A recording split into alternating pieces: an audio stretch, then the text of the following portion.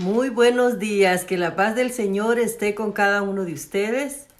En esta mañana le doy gracias a Dios por un día más de vida, por su amor, por sus bendiciones y por cada uno de ustedes y por mi familia, mi esposo, por el trabajo de mi esposo, por cada una de las bendiciones que el Señor nos da. En esta mañana quiero compartir un mensaje con ustedes un poco fuerte. Se trata de las características del pecador. Yo le invito a que se siente y me escuche, que comparta esta enseñanza y que reflexionemos. El objetivo mío es darle a conocer un poco de la palabra de Dios, motivarle a que se anime a estudiar las Escrituras, a que busque al Señor, a que se anime y acepte al Señor Jesucristo. Amén. Vamos a continuar. Bueno, vamos a empezar con el tema. En una escritura en la Biblia, en 2 de Samuel 12, del 1 al 15, viene una historia donde el profeta Natán viene con David y le cuenta que hay un campesino que es muy rico y que alguien viene a visitarlo. Entonces, también en el mismo lugar hay un campesino muy humilde que solamente tiene un corderito al cual cuida y ama como si fuera una hija. Entonces, cuando vienen a visitar al hombre rico, el hombre rico, en vez de tomar de sus ovejas, toma la oveja del hombre pobre y la sacrifica para darle de comer al visitante. Entonces el profeta Natán viene y le trae esta historia al rey David. Y pues el profeta viene y le trae la historia al rey David, y el rey David, muy indignado, le dice al profeta Natán: ¿quién es ese hombre que habrá de pagar 4 veces el precio de la oveja? Y otras cosas más le dice, ¿no? Muy indignado el rey David. Y el profeta Natán le dice: tú eres ese hombre, le dice, porque el Señor te ha puesto como rey, el Señor te libró de la mano de Saúl, el Señor te ha bendecido, te ha prosperado, y aún así tú pecaste con la esposa de Urías, cometiste adulterio, cometiste asesinato, y empieza a contarle el profeta Natán todas las cosas que el rey David, según él, nadie sabía, porque eran cosas que él había ocultado. Amén. Pero pues un profeta de Dios, el Señor le había revelado todo el pecado de David, todo lo que David estaba ocultando, se lo había revelado al profeta Natán. Y viene Natán y le dice todo esto a David, ¿no? A ver cuál era su reacción. Pues imagínate, el pecado de David había sido descubierto por el Señor a través del profeta. Debe de haberse sentido muy mal. Entonces aquel ejemplo que le estaba dando del campesino, pues en realidad era él, era David con su pecado, ¿verdad? Que Dios estaba revelándole. Entonces el enemigo viene a plantearnos el mundo, las cosas, como una fantasía, como algo hermoso. Viene y nos plantea el pecado como que nadie se va a dar cuenta, así como lo pensaba el rey David. Y yo te invito a hacer esta pequeña reflexión. ¿Cómo es el corazón del hombre? ¿Qué hay en el corazón del hombre? ¿Cómo piensa? ¿Y cuán equivocado está? Amén. Vamos a leer, te voy a leer una escritura en Jeremías 7, del 9 al 10, y dice lo siguiente. ¿Qué dice el Señor en cuanto a esto? Engañoso es el corazón más que todas las cosas, y perverso. ¿Quién lo conocerá? Yo, Jehová, que escudriño la mente, que pruebo el corazón, para dar a cada uno según su camino, según el fruto de sus obras. Amén. Esta escritura la encontramos, por si usted quiere corroborarla en su Biblia, en casita, en Jeremías 17, del 9 al 10. Amén. Y continuamos con el tema. Yo espero que me vaya siguiendo. Nosotros los seres humanos cometemos el error de pensar que cuando cometemos un pecado, cometemos un error, nadie se va a dar cuenta. Voy a poner un ejemplo. ¿Han visto ustedes cuando un gatito va a hacer sus necesidades? ¿Qué hace? El gatito va y hace lo que tiene que hacer y después con una patita va y entierra aquello. Muchas veces los seres humanos tendemos a tratar de hacer lo mismo. Pues nadie me vio, nadie sabe, nadie conoce lo que hice, nadie se dio cuenta, todo está bien. Pero dice la palabra de Dios que no hay nada oculto que no ha de ser manifiesto. Dice la palabra de Dios, a los ojos del Señor no hay ningún misterio, no hay ningún secreto. Somos como una radiografía, les decía él otra vez. El Señor Jesús en Marcos 4:22 dice lo siguiente: no hay cosa oculta que no haya de manifestarse, ni cosa escondida que no haya de salir a la luz. Amén. Les decía que nosotros los seres humanos cometemos el error de pensar de que como nadie se dio cuenta, al menos no nos dimos cuenta de que alguien se diera cuenta, ¿verdad? Válgame la redundancia. Pero quiero recordarte y reiterarte que no hay nada oculto a los ojos de Dios. Todo lo que hacemos, nuestros pensamientos, nuestros sentimientos, todo está a la vista de Dios. Y por eso actuamos de esa manera y como el gatito queremos ocultar, queremos tapar aquello feo que hicimos. Amén. Y no está bien. Vamos a poner el ejemplo de una persona, de alguien que asesinó.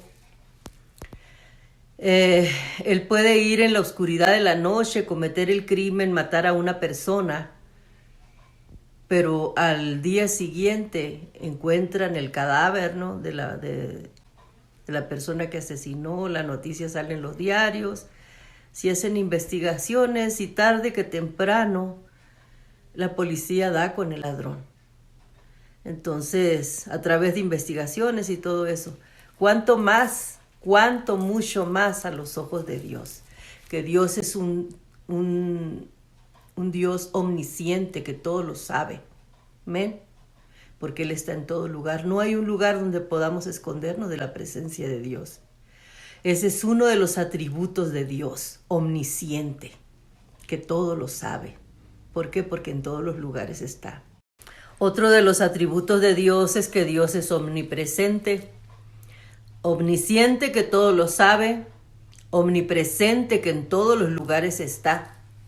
Entonces, ahí te dejo esto de tarea. ¿Cómo nos atrevemos a pedirle a otra deidad o a otro ídolo o a otro Dios si nada más Dios tiene esos atributos? Te lo dejo de tarea para que lo reflexiones un poco. Entonces, los seres humanos tendemos a tratar de esconder aquel pecado. Cuando Adán cometió el pecado en el huerto del Edén, que vino el Señor, vino el ángel de Jehová a enfrentarlo, Adán trata de echarle la culpa a su mujer y ciertamente tuvo algo de culpa, ¿verdad? Permíteme leerte lo siguiente. El hombre se defiende con la sutileza de que otros tienen la culpa del pecado, ¿verdad? Esta excusa, como ya te dije ahorita, existe desde el tiempo de Adán. Cuando va el Señor y le dice, ¿qué hiciste, Adán? Y el Señor le dice, la mujer que me diste me engañó, comí del fruto y pequé, te desobedecí. Amén. Adán le echa de volada la culpa a Eva. Dice, nuestras cárceles y prisiones están llenas de personas que dicen que no tienen la culpa y le echan la culpa a otras personas. Sin embargo, sigue sonando la sentencia, igual que como el profeta Natán con David. Le dice el profeta, tú eres aquel hombre injusto, ¿verdad? Reclamándole todas las bendiciones que Dios le había dado. Y David Y David había hecho lo malo delante de los ojos del Señor, amén. Pero trataba de ocultar el pecado. Él pensaba que nadie se había dado cuenta, que nadie lo iba a descubrir. ¿Y qué sucede? Betsabé queda embarazada. Después tuvo que mandar a Urías al frente de la batalla para que lo mataran, para que él no descubriera el adulterio de su esposa. Y así sucesivamente ya conocemos la historia. Entonces, número 1, los seres humanos tratamos de ocultar nuestros pecados. Echarle tierrita con la patita igual que el gatito. Número 2, tratamos de justificarnos y tratamos de echarle la culpa a otros. No, pues es que ella me sedujo, ella me engañó, yo no sabía, etc. Otro error muy común en los seres humanos es pensar que a través del tiempo se va a borrar la culpa, se va a borrar nuestro pecado, que vamos a estar en paz, que vamos a vivir tranquilos, nadie lo supo, nadie lo descubrió, el tiempo curará todas las cosas, el tiempo borrará, pero eso es otro grave error. ¿Por qué? Pues porque el que no debería de haberse dado cuenta lo sabe todo, que es el Señor. Amén. Los hombres, los seres humanos, tarde o temprano daremos cuentas a Dios de nuestras acciones, de nuestras actitudes, de todas las cosas que hacemos en la tierra. Amén. Por eso hay un Dios. Recordemos que como seres humanos somos hechos a imagen y semejanza de Dios. Amén. Somos seres morales, somos creados con una moral. Entonces, aunque tratemos de esconder nuestro pecado, en el fondo de nuestra conciencia sabemos que lo que hicimos estuvo mal. Y el tiempo no tiene ningún tipo de magia ni nada semejante a eso como para borrar nuestro pecado. El pecado está ahí. Amén. Aunque tratemos de fingir que nada pasó, aunque tratemos de pensar y de que todo va a estar bien, etcétera, etcétera. No, el pecado está ahí como una mancha. ¿Por qué? Porque Dios, vuelvo y te reitero, es un ser que todo lo sabe. No hay nada oculto a los ojos de Él. Amén. Continuamos. Hemos visto en las películas, en las novelas, en cosas así, como cuando alguien comete algún homicidio, por ejemplo, o algún pecado, muchas veces cambian la apariencia, se pintan el cabello, se cambian de un lugar a otro, se van a vivir a otro país, huyen, hacen miles de cosas para tapar ese pecado. Pero a final de cuentas, la conciencia, el remordimiento, siempre está ahí recordándonos. ¿Qué decía David en uno de sus salmos? Mi pecado está siempre delante de mí. Amén. ¿Por qué? Porque la conciencia le estaba remordiendo a David de lo que había hecho. Y después cuando él se arrepiente, él en uno de sus salmos, muy contristado, David me lo imagino llorando, tirado, no arrepentido, pidiéndole perdón al Señor. Por eso escribe aquel salmo tan que te llega, ¿no? Y nos identificamos mucho con el Señor. Perdón, con David, cuando pecamos contra Dios y leemos ese salmo. Amén. Entonces, porque le dice David al Señor, porque contra ti he pecado y he hecho lo malo delante de tus ojos, etcétera, ¿no? Porque David ya está consciente pues de lo que hizo. Entonces, el pecador no va a haber un lugar donde se esconda, porque su propia conciencia lo acusa, el remordimiento, como comúnmente le llamamos. Amén. Y continuamos. Otro error que comúnmente cometemos es que el hombre busca consuelo pensando de la siguiente manera: bueno, es mi pecado, a los otros ¿qué les importa? Ellos tienen sus propios pecados, nadie se va a dar cuenta y nadie tiene por qué juzgarme, es mi problema, es mi pecado, decimos de esa manera, ¿verdad? Entonces no nos damos cuenta de que el mismo pecado ese es como un gas tóxico que nos cubre, que nos va llenando. O sea, después de los pecados que ya cometimos, del pecado que ya cometimos, después queremos cometer, yo creo, también el pecado de querer enojarnos, juzgar a los demás, etcétera, etcétera, diciendo que a los demás qué les importa.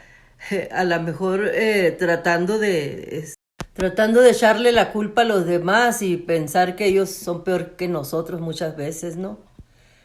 Pero pues cuán equivocados estamos en ese aspecto. ¿Sabías que hay padres y madres que han dejado a sus hijos la herencia, el dolor, la vergüenza a causa de sus propios pecados?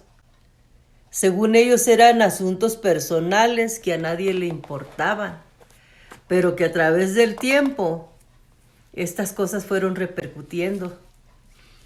Me viene a la mente, por ejemplo, una mujer que haya tenido, por ejemplo, una vida de prostitución, de descuido, que no se haya cuidado y que a consecuencia de esto, de este grave y sucio y abominable pecado, ella haya acarreado alguna enfermedad y que quede embarazada y por consiguiente el fruto que trae en su vientre, pues obvio va a traer la enfermedad, ¿verdad?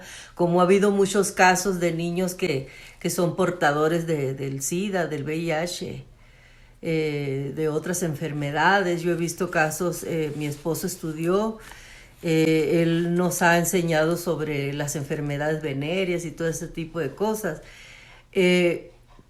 Consecuencias del pecado que viene cargando esta pobre ser que viene al mundo a consecuencia de la irresponsabilidad y de las faltas y de los pecados de su madre, ¿verdad?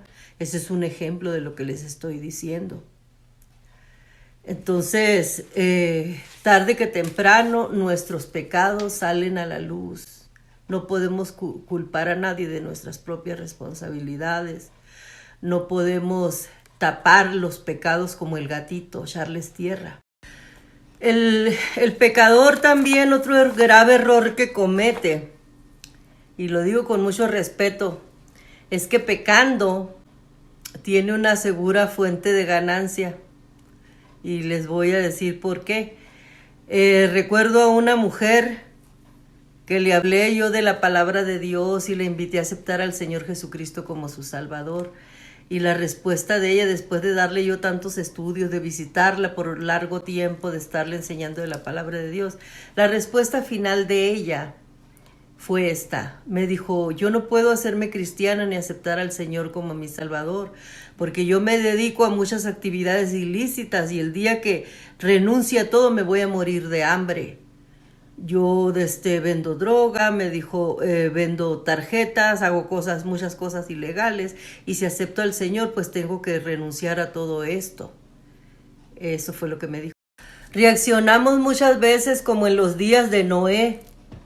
La gente bailaba, tomaba, se emborrachaba, llevaban una vida de desorden, hacían esto y lo otro.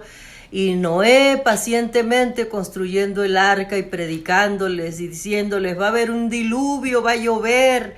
Nunca había llovido sobre la tierra, quiero hacer hincapié en esto. Entonces la gente por eso no creía. El cristiano de este tiempo estamos diciéndoles: el Señor Jesucristo va a regresar a la tierra una vez más. Apartémonos del pecado, estemos lejos del pecado, aceptemos al Señor. Pero como en los días de Noé la gente nos tilda de religiosos, no nos creen, porque creen que el pecado es redituable, creen que el pecado es una vida de ganancia, creen que el pecado es algo moderno, es algo cool, es algo que es una vida que así debe. Y pensamos que es así como debemos de llevar nuestra vida, ¿verdad? Viviendo en pecado, porque si no, la misma sociedad somos rechazados, si somos apartados a vivir en santidad, la misma sociedad como que nos va relegando, como, ay, los religiosos, ay, los aleluyas, ay, los protestantes, ay, esto, lo otro. Hay tantas cosas que se dicen, ¿verdad? Entonces cometemos graves y tristes errores que va a haber un tiempo y un día en que tengamos que darle cuentas a Dios a causa de nuestros propios actos, nuestras propias acciones. Otro grave error que comete el pecador es pensar, meterse aquí en la mente y en el corazón de que el infierno no existe, de que Dios es tan bueno y tan poderoso que Dios no puede haber creado un infierno para irnos. Sí lo creó, pero no lo creó para nosotros, lo creó para sus ángeles caídos. Somos nosotros los que con nuestras propias actitudes y pecados y malas decisiones decidimos ya sea ir a ese lugar o tratar de buscar el lugar de donde venimos, del cielo, con el Señor Jesucristo. Ahora te voy a invitar a que pienses esto con lógica. Usemos la lógica para analizar esto. ¿Qué caso hubiera tenido o qué caso tendría que el Señor Jesucristo hubiera entregado su vida allá en el Monte Calvario? Hubiera vertido hasta la última gota de su sangre muriendo por amor a nosotros si el infierno no existe. ¿No crees tú que ese sacrificio hubiera sido en vano? Entonces, ¿para qué? ¿Qué caso hubiera tenido que el Señor muriera por nosotros? ¿De qué nos estaba librando el Señor al morir? ¿De qué está queriendo Él librarnos al dejarnos su palabra, su evangelio y al morir por nosotros? Entonces, con todo respeto, hermanos, amigos, tú que me escuchas, no querramos justificar nuestras faltas y nuestros errores y nuestra ignorancia y tratemos de hacer pensar que el sacrificio del Señor fue en vano, diciendo que el infierno no existe. Ese lugar fue creado por Dios. Fue creado para castigar al enemigo y a sus ángeles, a toda la tercera parte de los ángeles que Él sedujo y se fueron arrojados del cielo. Para ellos fue creado ese lugar. Pero muchas almas van y dan ahí precisamente por eso, por no aceptar al Señor en vida, por negarlo, por creer en otras cosas. Los hombres por naturaleza somos seres que tenemos una creencia, somos seres espirituales, pero nos conviene más creer en otras cosas que no requiere sacrificio. A mí me da mucha tristeza y me asombra de que muchas veces te quieren hablar de la palabra de Dios y, ay, no, son temas que la política y la religión no se mezclan, no me agrada nada de eso. Si supieras lo que estamos tratando de hacer, es de librarte de ir a dar a ese lugar. Es un lugar, un lugar terrible creado. La palabra de Dios te habla de ese lugar. Y nuestra intención no es de moverte de religión, no es de cambiarte, no es de lavarte el cerebro, de persuadirte, no. Queremos librarte de ir a dar a ese lugar. Queremos, así como el sacrificio que el Señor hizo en la cruz, por amor te predicamos, por amor te decimos que aceptes el mensaje de la palabra de Dios, como en los días de Noé, en los días de Noé cuando sucedió el diluvio. Imagínate el asombro de las personas. Cuando empezó a llover, cuando vieron que todo lo que les predicaba Noé empezó a cumplirse. De la misma manera va a ser terrible cuando después de la venida del Señor, todo lo que viene después del acontecimiento. No quiero ser fatalista, no quiero asustarte, no quiero amedrentarte con mis palabras. Quiero que reflexiones y que aceptes al Señor como tu Salvador, que escudriñes la Biblia, que te des cuenta de que muchas cosas que estamos haciendo como seres humanos, Dios las reprueba. Dios está en contra de ellas. Entonces yo te invito a que escudriñes tu Biblia, a que te acerques al Señor, a que abras la Escritura. Siempre termino yo de esta manera, consternada, triste. Otra característica del pecador es que él confía en sí mismo y en nadie más. ¿Sabías tú que el pecado es como una cadena que venimos arrastrando? ¿Sí has visto en las películas cuando los prisioneros traen una cadena, un grillete grande y una cadena arrastrando? El pecado así es. Y nosotros no confiamos en nada ni en nadie, pero traemos esa cadena, traemos esa maldición arrastrando. Amén. Como el pecado nos viste a nosotros de harapos, de suciedad, somos vistos delante de Dios como si estuviéramos harapientos, andrajosos, sucios, llenos de moscas, con una enfermedad. Y a pesar de que Dios nos mira así, nos mira con sus ojos de misericordia y de amor. Amén. Recordemos la historia de Sansón. Sansón era nazareo. Sansón tenía su cabello largo y a través de eso le venía su fuerza. Pero al ser engañado por Dalila, le corta el cabello. Amén. Le corta el cabello Dalila a través de engaños. Entonces Sansón cae en pecado, en desobediencia, porque a él se le había dicho que no se le cortara el cabello. De ahí le iba a venir la fuerza a él. Amén. Entonces los seres humanos estamos así después como Sansón, debilitados, tristes, cansados. Sansón así se sentía después de que le cortaron el cabello, sin fuerzas, estaba en pecado, en desobediencia. Por eso perdió aquello que Dios le había dado. Y como lo último quiere destruir el templo y mata a muchas personas porque estaba enojado. Sansón queda ciego y le pide a alguien que lo lleve y se apoya en los pilares del templo. Todos conocemos la historia. Y lo derriba y mata a muchas personas. Y ahí muere, ahí termina la vida de Sansón. Entonces, la vida del ser humano es semejante. Después, cuando ya estamos sumergidos en muchos sucios y abominables pecados, estamos sumidos en una desesperación. Empezamos como David, desesperados, tristes, cabizbajos, muchas veces hasta nos enfermamos. La Biblia habla de las enfermedades que vienen a través del pecado, de la desobediencia. Vienen enfermedades a los huesos, etcétera, etcétera. Ese es otro tema muy largo, pero la Biblia es muy específica de cada tema, de cada cosa. Amén. Y desafortunadamente, muchos seres humanos así terminan los últimos días de su vida en pecado. Mueren sin aceptar al Señor. Mueren enfermos, mueren en soledad, en tristeza, cargados de tantas cosas, ¿verdad? Entonces, yo te invito, estimado amigo que me escuchas, a que no desperdicies más tu vida. Dice la palabra de Dios que tenemos tiempo de todo. Tuvimos tiempo de ser niños, de jugar, de ser adolescentes, de andar de novios, de cometer pecados, equivocaciones, de ser inmaduros, de ser incrédulos, de tantas cosas. Yo pienso que en este tiempo ya estamos en el tiempo de pensar en qué va a suceder con nosotros después de la muerte. La vida no se termina cuando una persona muere.